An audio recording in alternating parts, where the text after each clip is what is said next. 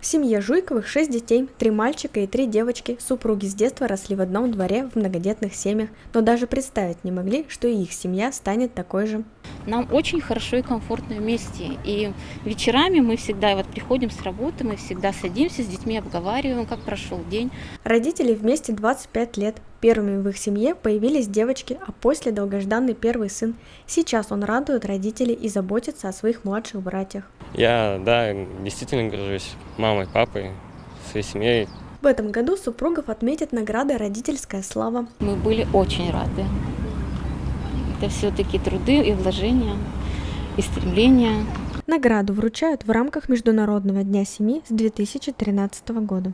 В этом году у нас 19 многодетных родителей получат такой знак отличия. Медалями наградят главы районов в торжественной обстановке с соблюдением всех мер предосторожности.